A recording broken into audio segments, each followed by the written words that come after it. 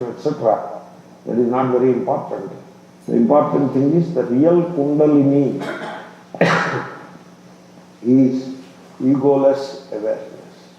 That releases so much energy, and you enjoy such a tremendous freedom. The freedom that you really need is freedom from the ego. That is the freedom that you need. Therefore, that egoless awareness will emancipate you from the bondage of samsara.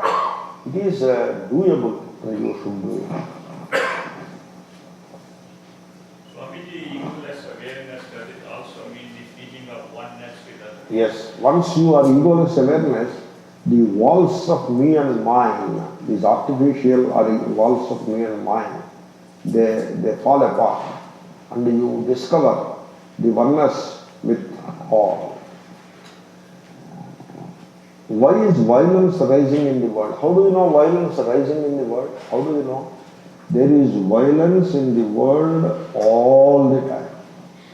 But today you feel violence is rising because of CNN and NBC. Violence is not rising now.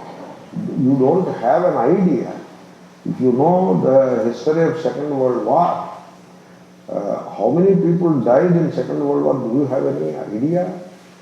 So, 2 crore, that means 20 million. Here it is all about millions. 20 million Russians have died in Second World War. 20 million Russians. What is the population of America? 300 million. 20 now. We are talking of 1940s. 20 million Russians have died. 6 million Jews were massacred. And not only Jews were massacred, Romas, Gypsies, so many people were massacred. And don't think that Germans suffered less. More than 1 million Germans died. Not more. A lot more than that. 12 million. 12 million, you see, that is what. Close to 50 Yeah. million people. Total 50 million people died. Actually, it is 80 million if you count the After effects also. And you see, in St. Petersburg, what they called at the time Stalingrad, the German 6th Army has surrendered. German was 2.5 lakh, that means 250,000 Germans soldiers have surrendered to Russia. You know how many people have returned to Germany after the World War is over? 5,000 people returned. 245,000 German soldiers perished in the icy wasteland of Siberia. Only 5,000 Germans returned. Germans have suffered enormously in the Second World War. In one day, when Hamburg was bombed by napalm bombs by Royal Air Force of Britain, 33,000 Germans died in one day. You don't know that there is, and in the First World War, 1 million soldiers died in trenches. In trenches, trench warfare in Belgium, that mud. And when the war was over, these people and those people went to those fields of mud. That is all marshland in Brussels. Mud it is. 2-3 miles stretch of mud. And for that stretch of mud, 1 million soldiers died. Finally, it doesn't matter who won that piece of mud. Therefore, there is so much violence. And then in the Indian partition, there was a genocide. Many Hindus died, many Muslims died too. Therefore, present today, let me tell you one thing. Today, the world, in the entire history of mankind, today, the humankind is the most peaceful time they have. Today. But the CNN, NBC makes you think otherwise.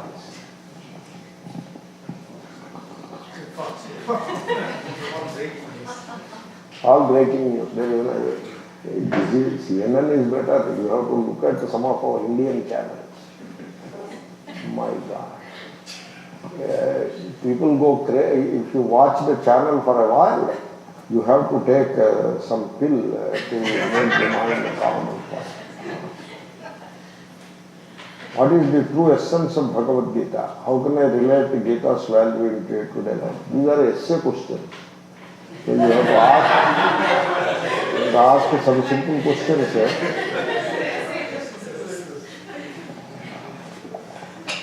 The essence of Bhagavad Gita is the God that you are worshipping is in your heart, and the happiness that you are seeking outside is within you. And you know yourself, discover yourself, and be free. That is the essence of Bhagavad Gita. You study Bhagavad Gita somewhere, you will come to know all of it. Who is better in life?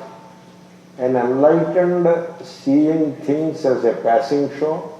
This passing show, where did you get that word? So, it was from some of the lectures which I was talking about, because it sounds very familiar even to me. So, an enlightened seeing things as a passing show, or the one who takes care of people, showing full of love, kind to people and often helping others by sacrificing others. Why do you create such categories as if they are two different categories that are opposite to each other? It is not so. Suppose I ask you, suppose I ask you something like, who is a better person, who served the first half of the nice dinner, or the person who served the second half of the dinner? Who is the better person? Both are good people, of course. So something like that, okay. So it is not either or. The people, the enlightened people who see the world as a passing show, they are so loving and so compassionate. They are the people who really take care of others, show full of love and kindness to people and help others. That is how they do. Because the enlightened people who discover that oneness for all, they don't have any personal gains to get or whatever, and so they are totally selfless, and therefore all their efforts and energies and knowledge, etc., is devoted to for the welfare of all. Therefore, who is superior, an enlightened person or a person serving others? It is not so. While serving others, you are enlightened. In serving others, you are enlightened. Unless there is that enlightenment in you, you will not be serving others. You will be serving yourself. But the fact that you are serving others shows that at least in that limited area or domain, you are enlightened. And therefore, there is no such choice, whether enlightened or whether serving. That choice is not there. So, basically, a further question onto that. There are still a lot of associations and people who serve others, the poor, the downtrodden, the people who are in need, either because of any warfare or any other reason, or children who are abandoned. So those people are also needed, but then a lot of these people are also driven by the religious dogma. However, the society, when it is suffering through these situations, like the people who are in need, so those people are needed. So to what extent one should continue to help versus go inside and start the inner path to self-inquiry? You see, there are a few issues in all that. And you have asked the question, even here also the question is there. But you should have an open mind. If I answer, it may not right away be appealing to you, not to you in general. You should have an open mind and you should be willing to think. I am not here to tell you what you should think. I am here to tell you how to think, not what to think. What to think means I have the answers ready-made and I hand over to you, you just by heart them and you are fulfilled. It is not like that. I can only ask you to think. And we are examining an important aspect of human life, meaning your life and my life. We are examining it together. Not that I am telling you and you are listening, it's not like that. We are examining it together and we are exploring human existence together. Please look at it that way. You see, this service, serving others, it is not a kind of writing on the wall, not writing on the wall. It is not a fixed virtue, the unimpeachable virtue. It is not like that. Not written like in stone. Yeah, it is not like something written on this piece of stone, this is the virtue. It is not like that. When, that is one thing. Secondly, when you give the shape of an organization to serving, suppose you want to serve, and you can do it in a spontaneous way, you can do that. Suppose I came to your home and you give me food, that is a service. And so that way you can do. So without you are looking for it, somebody comes your way and he needs food and you give it. You come across some person who is in some financial trouble and you offer some help to the person. He is sick and you do some service to the sick. Like that, in a spontaneous way, you do service. Or you organize this service. Collect a few people and collect money and put a structure in place and start doing some service. Maybe the society needs this as well as that. I don't deny that that is not needed or any such thing. But in organized service, you will experience a lot of frustration in multiple ways. For example, when we were going with a lot of goodies to some of these communities, very poor communities, they look at us in a particular way. And if you really understand their mindset, you will never want to go back there again. They are looking at us, oh, this group has come this time. Last time that group has come, this time this group has come. Let us see what they will give. Oh, these people did not give as much as they give. These are useless fellows. So like that. You say, I tell you one story. Vinoba Bhave, I may not be able to answer all these questions. Some of them I will reserve for tomorrow. So Vinoba Bhave and some of his disciples, they were walking from one place to another place in those days. Suddenly they were crossing the village, a small village came in the way and they are crossing it. It was very dirty. You know, in India, there is a lot of littering in the way. And sewage water is flowing on the streets. It was very dirty. Then Vinoba Bhave and all those people, Mahatma Gandhi used to pay a lot of attention to keeping things clean. Swachha Bharat, our Prime Minister is trying to do something in that regard now. And probably things are moving forward a little because of his insistence. So in those days, Vinoba Bhave said, hey, let us do some help and let us clean this village. So they started cleaning the village, keeping things in proper shape and make it very tidy. And they worked for 3-4 hours and cleaned some parts. And all the villagers were very happy, they did namaskar and all that. So they left their way. And after a month again they are going that way. Then the villagers came and asked, why did you not come afterwards? Nowadays we don't see you. Please come and clean our place. That is what they said. You got the point? Therefore, don't try to, this serving others, it is a Pandora's box it is. And it is not as straightforward as you imagine it. Okay? And I had some better experiences with that regard.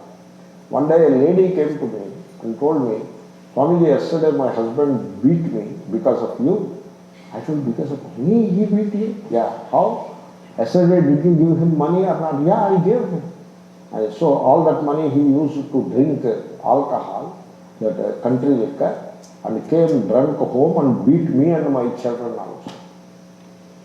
So from now on, don't give money to him. I said, I made a mistake, I will not give to him. But better you give to me. I said, okay, I will give to you. Therefore, this service, it is a Pandora's box. Therefore, I suggest you want to do service into an organization and do it in an organized way, or you want to be loving, compassionate, that you cultivate that attitude of giving, and you serve in a spontaneous way. That is one aspect of service. You should all realize one fact. By doing service, whether organized way or in a spontaneous way, the purpose is not to reduce the suffering in the world. You are not going to do that. That is not the purpose. Because dukkham sarvam, that is what Bhagavan Buddha said. Four noble truths of Bhagavan Buddha. So he meditated for a lifetime and discovered four noble truths. And what are the four? They are called four noble truths. You know what is the first noble truth? Sarvam dukkham. This whole universe is full of affliction or sorrow. That is the first noble truth. Therefore, by doing service in a small way, in a personal way, or doing service in a big way, you think you are going to reduce the suffering in the world? Come on, it is not going to happen. There is so much suffering in the world. That is how the creation is. But at the same time, there is so much joy also in the world. The world is 50-50.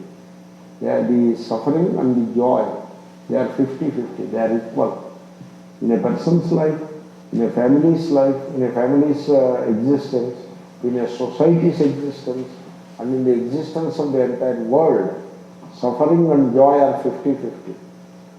You do service this much or this much, it will continue to be 50-50 only. Then why should we do service that uplifts you? That's why you do service.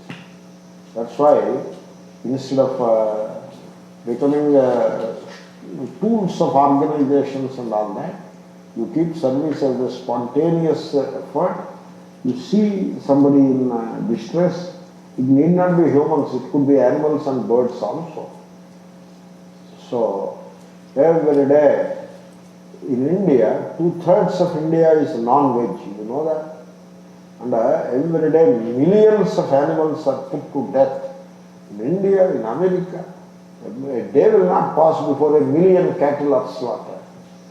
Therefore, and the amount of suffering that these animals are subjected to in the name of religion, it is mind-boggling. Therefore, the world is full of suffering. You don't try to reduce that suffering by your action. But I am not saying you stop serving. No, please don't misunderstand me. I am saying you do it by all means, but be spontaneous about it. Don't be so calculative about it. How much service I am doing? Can I, suppose I collect some more money, will I be able to do some more service? Suppose if how much suffering I am able to reduce? This kind of accounting business, if you start in service, you will be in serious trouble. It doesn't work like that. Please think about it. I have heard one of the functions of the mind is to moderate time. What do you mean by moderate time? Moderation is the word. Suppose you are jumping a lot. We say be moderate, don't jump so much. And moderation means you should not, suppose you are crying out of some distress. Come on, don't cry that much. Come on, collect yourself. And you should be moderated. Whether it is suffering, whether it is unhappiness or happiness, it should be moderate. In that sense, we use the word. What do you mean by moderate time? The question is, it doesn't sound very logical to me. I mean, it doesn't, I did not get the question right away. But I can tell you this much. Time is a mental category. There is time only when you are conscious of time. When you are not conscious of time, there is no time. In sleep, there is no time. You wake up and look at the clock, then only time comes. So, time is relative, as Einstein has proved so eloquently. So that is something about time. A lot more can be said about time. We will see. What is the difference between moksha and enlightenment? Enlightenment is the cause and moksha is the effect. Moksha is the product of enlightenment. When you are enlightened, you become free. You gain freedom. When you see things clearly, that is what enlightenment means. You are able to see things clearly, that is enlightenment. When you are able to see things clearly, you become free.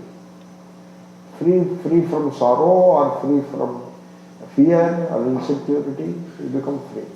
Therefore, enlightenment is the cause of freedom, which is moksha. Does an enlightened gets automatically moksha? Yes. Between enlightenment and freedom, there is no gap. It is like you are looking at a rope and mistake it for a snake. Immediately you are afraid. The moment you know that it is not a snake, you become free of that fear. It doesn't take any time or there is nothing more to be done. You see the truth, you are free from the pain or suffering. You live with an illusion, you suffer. As long as you hold on to an illusion, you suffer. The moment the illusion is gone in the light of clear understanding, the suffering comes to an end at once. So Swamiji, you can say enlightenment is moksha. You can say that also. Because there is no gap between the two. One is the other. There's a notion generally saying that, sorry to interrupt, people die only when they moksha. Moksha that is the moksha of the religious mind, religious. not the philosophical mind. For the philosophical mind, freedom is now and here, not after that. What happens to the one who is not able to get moksha or enlightenment? He remains in bondage and he remains in illusions. People live with illusions and they suffer, that's why. We will see some of this tomorrow lecture also. Does it lead to rebirth? Of course, when the person dies ignorant, he will come back. It is like yesterday night you slept unhappy, next day morning you wake up unhappy. Yesterday night you settled the issue and became calm and quiet within. The problem is resolved. Suppose you have a conflict with someone in the family and you resolved it amicably and peacefully and with joy you go to sleep. Next day morning you wake up the same way. Similarly, death is a kind of long sleep. People who go into sleep will come back. Similarly, people who die will come back, again in a different form. This is the theory of transmigration of the soul. And therefore, an unenlightened person will take rebirth and he will suffer further. Samsara. Suffer means bondage.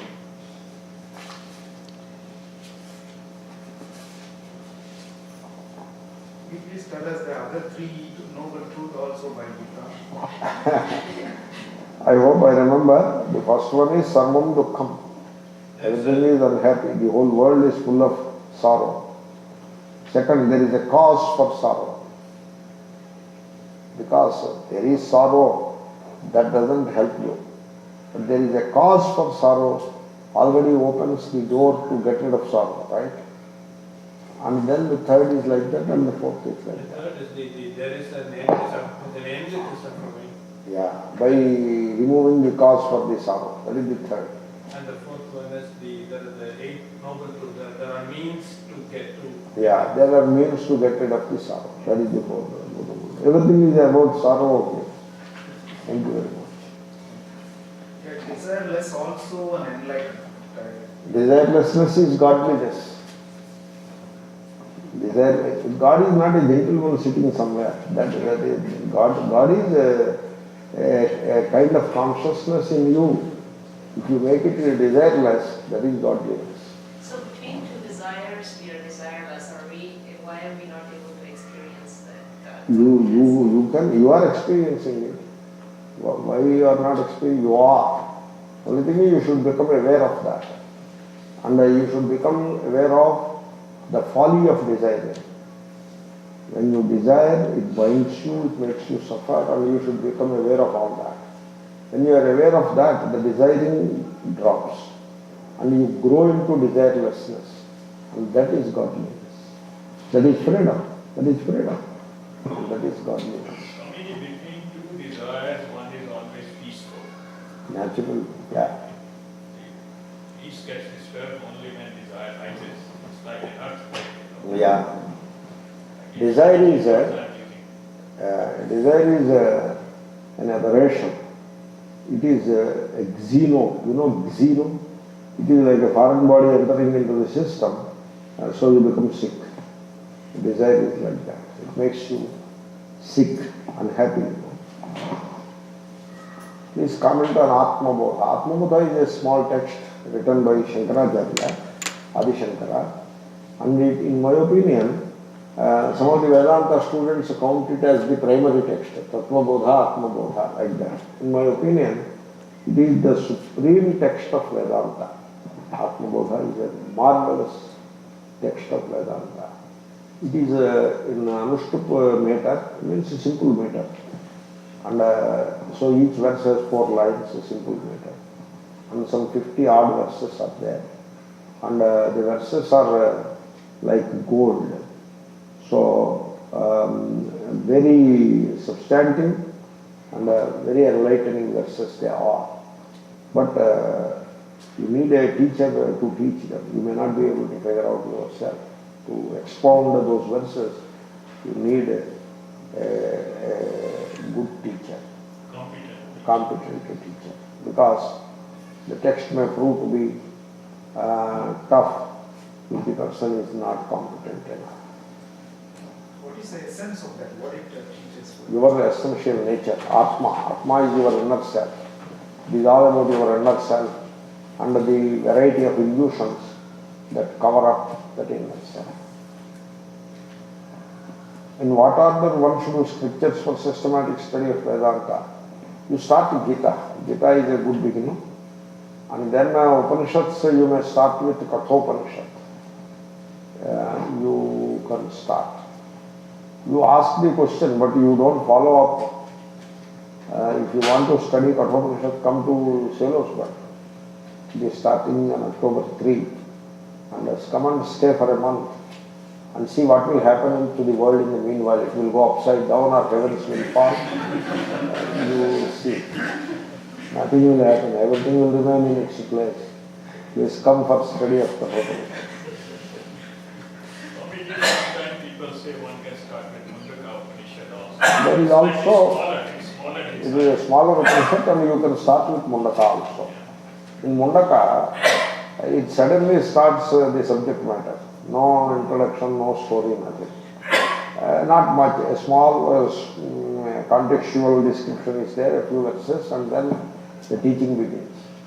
Whereas in Kathopanishad, there is an elaborate description of the cultural background, some interesting story, etc.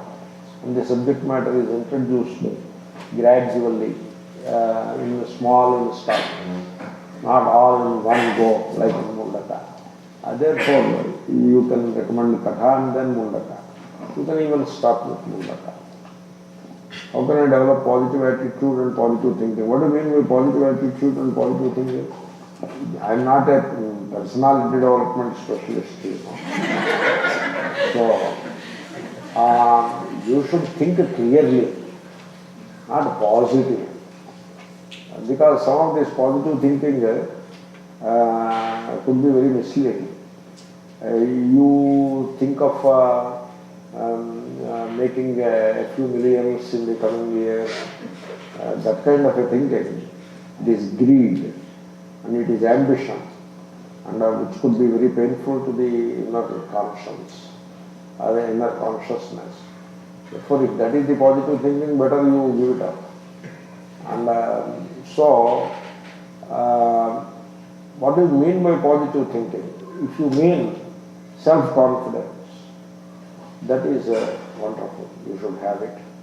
If you mean I have to work hard and study well and excel in the studies, that is positive thinking. I have to serve the parents, I have to serve the elderly people, I have to do some service to the society, etc. That is positive thinking.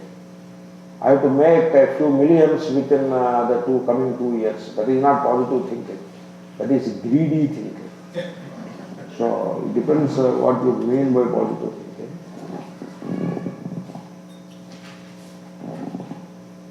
Can any other person experience the inner transformation of a spiritual seeker without being connecting to their own inner self? No. How can you experience the inner transformation without connecting to your inner self? It cannot happen, you know. So the question is, it doesn't sound very cogent. So experience inner transformation of a spiritual seeker, that is not possible without connecting to the inner self. In fact, the spiritual seeking is trying to understand the inner self, and in trying to understand the inner self, you shed a variety of illusions that you are holding on to, and that is how the inner transformation happens.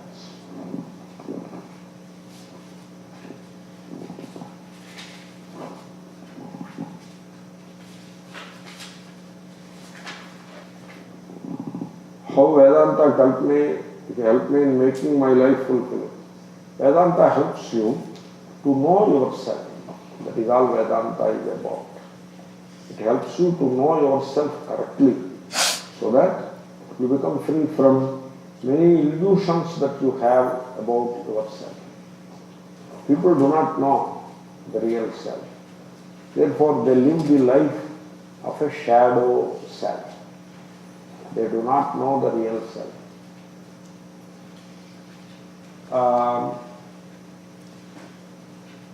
You see, there is a story in German folklore. This is there in philosophy. There is a person who lost his self, and then a false self comes and occupies the place of the self. And like that the story goes on. Very interesting story, very philosophical story. That is what we are. We don't know the real self. Therefore the shadow self, the ego, the person that you imagine yourself to be is the shadow self, is the false self.